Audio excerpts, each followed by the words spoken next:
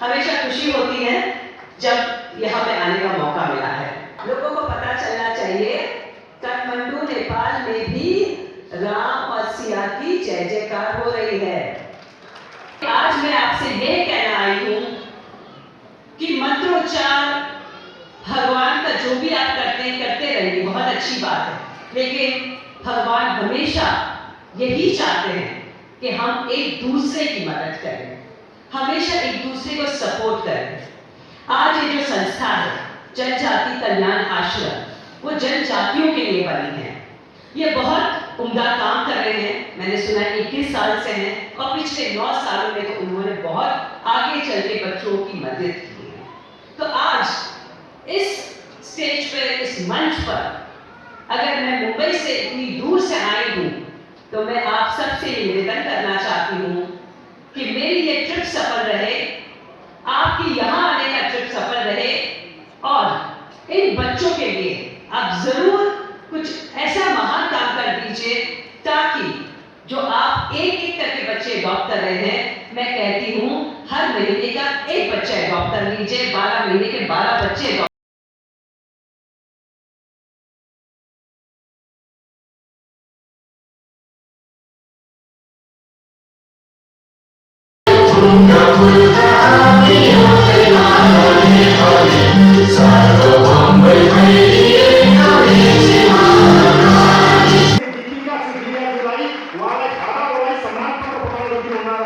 हार्दिक अनुरोध कर रहे थे।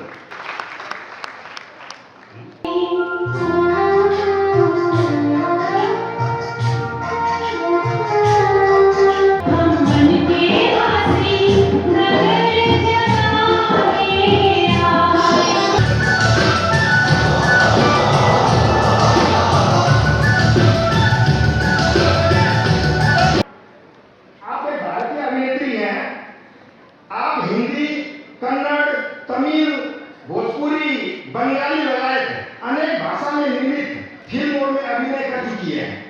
आप रामानंद सागर की सफल टेलीविजन धारावाहिक रामायण श्रृंखला में माता सीता की भूमिका निभा चुकी है। मैं बात कर रही थी जब मैं एयरपोर्ट से आ रही थी कि मैं लगभग 30 साल के बाद वापस काठमांडू आई हूँ।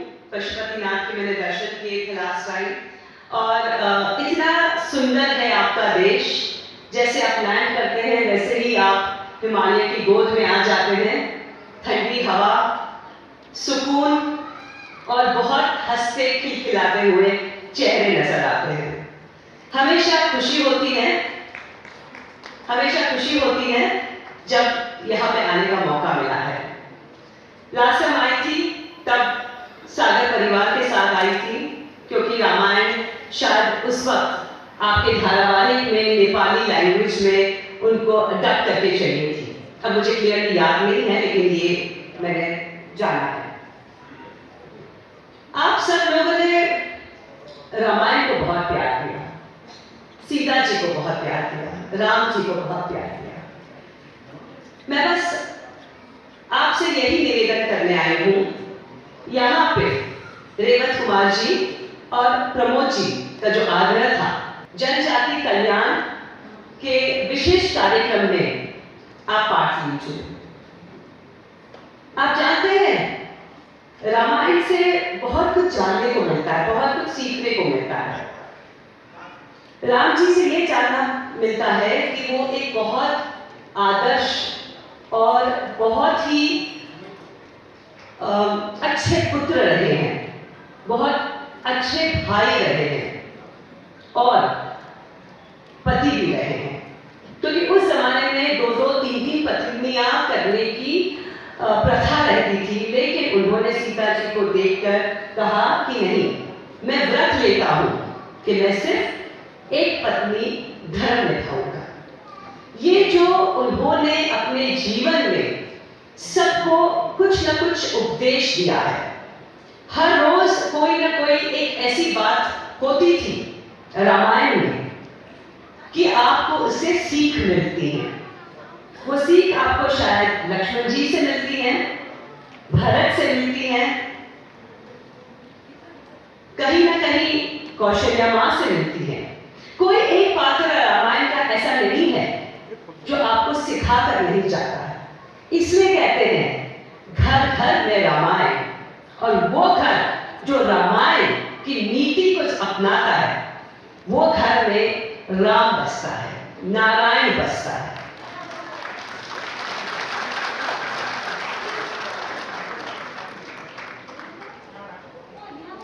राम जी, जब हम रामायण की बात करते हैं, जब उनका 14 साल का वनवास हुआ, और पूरी कहानी रामायण की यही है, उनका वनवास कैसे हुआ, कैसे उन्होंने गुजारा वो 14 साल, और कैसे सीता माँ को वो वापस अयोध्या लेकर आए। ये कहानी है रामायण की। तो आप देखिए, शुरू होती है निषाद राज से। निषाद राज सिर्फ एक केवट थे, लेकिन राम जी ने उनके कंधे पे हाथ रखा। निषाद राज उस वक्त रो पड़े और कहा, हम जानते हैं कि आप स्वयं विष्णु के अवतार हैं, और आपने मुझ जैसे तुझ आदमी के आपके सर पे हाथ रखा है, लेकिन भगवान के लिए हर इंसान बराबरी का होता है। वो उन्होंने उस वक्त निषाद राज को गले लगाकर कहा। हर एक मौके पे उन्होंने अपने पत्नी को वापस लाने के लिए जिस तरीके से दिन गुजारे हैं, वो चाहे जितना भी तुच्छ क्यों ना हो, उसको अपनाया है, क्योंकि भगवान के लिए सब समान है। शबरी जैसी बुरी औरत जो सिर्फ भक्ति में थी, वो राम जी के लिए इंतजार कर रही थी, अपेक्षा कर रही थी कि कब राम जी आएंगे। उनका प्यार देखिए, उनकी भक्ति देखिए, झूठे बेर खिलाए राम जी को, प्रभु को खिलाए, राम जी को खिलाए। लेकिन राम जी ये बात को समझते थे कि जो झूठे बेर खिला रही है माता, वो इसलिए खिला रही है क्योंकि उनके दिल में एक माँ का प्रेम है, एक बेटे के लिए। और वो जानती थी कि उनका जो बेटा बेर खाने वाला है, वो स्वयं विष्णु भगवान है। आगे चल के राम जी ने सुग्रीव की मदद ली, जो है तो वानर ही, भालू की मदद ली, उन्होंने पशु पक्षी की मदद ली। तो ये क्या सिखाता है? ये हमें ये बात सिखाता है, वासुदेव कुटुंबकम। ये जो संसार है, ये एक परिवार है, और इसमें हर एक इंसान, हर एक जानवर, हर एक पक्षी का एक रोल होता है, एक कैरेक्टर होता है जिसको अभिनय करना पड़ता है उनको। और ये जितने भी आते हैं इस धरती पे, इस सृष्टि पे, वो भगवान के आशीर्वाद से आते हैं, वो भगवान के हैं। आज आप और मैं, हम सब उनके चाहते लोग हैं, और हमें इस परिवार को एक करना है। आपको क्या लगता है, भगवान ने हमें क्यों भेजा है? हम कठपुतली है और ड्रामा करके चले जाएंगे वापस स्वर्ग लोग? नहीं, हमें इसलिए भेजा गया है कि हम एक दूसरे को प्रेम करें, हम एक दूसरे के लिए दया रखें, हम एक दूसरे के लिए मदद रूपी हो। हम पशु के लिए मदद रूपी हो, पक्षी के लिए हो, और खास तौर से इंसान के लिए मदद रूपी हो।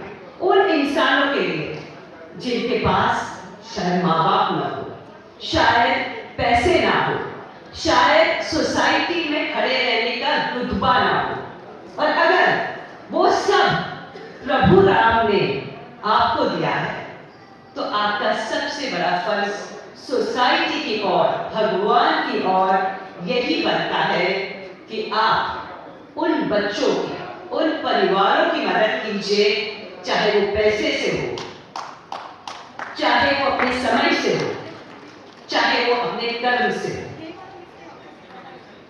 हम सब लोग यहाँ पे बहुत धर्मिष्ठ होंगे, हम पूजा पाठ करते हैं, मंत्रोच्चार करते हैं। वैसे मैं प्रमोद जी के साथ बात कर रही थी कल, बलवान समय है।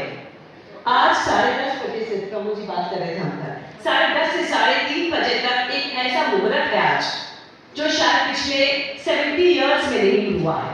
अगर उस समय में अगर आप मंत्रोच्चार करें, भगवान का नाम ले, भगवान का कोई काम करें, तो आपको 100 गुना फल मिलेगा। आज वो समय है। देखिए, भगवान भी चाहता है कि आप सब की पुण्य और बढ़े, क्योंकि आज मैं आपसे यह कहना आई हूं कि मंत्रोच्चार भगवान का जो भी आप करते रहिए, बहुत अच्छी बात है, लेकिन भगवान हमेशा यही चाहते हैं कि हम एक दूसरे की मदद करें, हमेशा एक दूसरे को सपोर्ट करें। आज ये जो संस्था है जनजाति कल्याण आश्रम, वो जनजातियों के लिए बनी है। ये बहुत उम्दा काम कर रहे हैं। मैंने सुना 21 साल से हैं और पिछले 9 सालों में तो उन्होंने बहुत आगे चल के बच्चों की मदद की है। तो आज इस स्टेज पर, इस मंच पर, अगर मैं मुंबई से इतनी दूर से आई हूं, तो मैं आप सबसे निवेदन करना चाहती हूं कि मेरी ये ट्रिप सफल रहे, आपकी यहां आने का ट्रिप सफल रहे, और इन बच्चों के लिए आप जरूर कुछ ऐसा महान काम कर दीजिए ताकि जो आप एक करके बच्चे अडॉप्ट कर रहे हैं, मैं कहती हूं हर महीने का एक बच्चा अडॉप्ट कर लीजिए, 12 महीने के 12 बच्चे अडॉप्ट कर लीजिए। ये पुण्य सिर्फ आपको नहीं काम आएगा, आपके खुद के बच्चों को भी काम आएगा। भगवान हमेशा ये कहते हैं कि 3 प्रकार के योग होते हैं। एक होता है तामसी, एक होता है राजसी और एक होता है सात्विक। तो ये जो 3 प्रकार के जो योग होते हैं, तामसी योग वो होता है जब हम खाए पिए मजा करें और खत्म हो गए। राजसी वो होता है जब हम बड़ा कारोबार रखते हैं और हमारे कारोबार के माध्यम से लोगों को आमदनी मिलती है। और सात्विक वो होता है जब हम बिना कोई इच्छा हम लोगों को मदद करें और फिर भूल जाए। कहते हैं ना, एक हाथ से दो और फिर दूसरे हाथ को पता भी ना चले, वो होता है सात्विक। मैं यही विनती करूंगी कि आप सब अपना जीवन सात्विक करिए, क्योंकि अगर आप सात्विक नहीं होते तो शायद आज आप मेरे सामने उपस्थित नहीं होते। इसी खुशी के साथ, इसी विनती के साथ मैं आपसे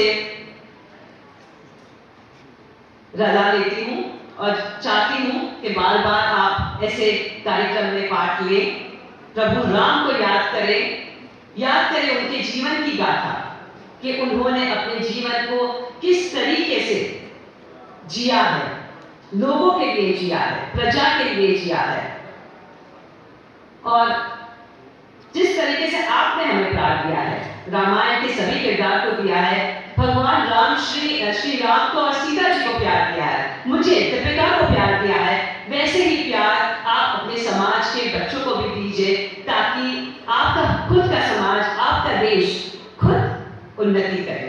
धन्यवाद। जय श्री राम। श्रीमान गोपाल पराजुली जी,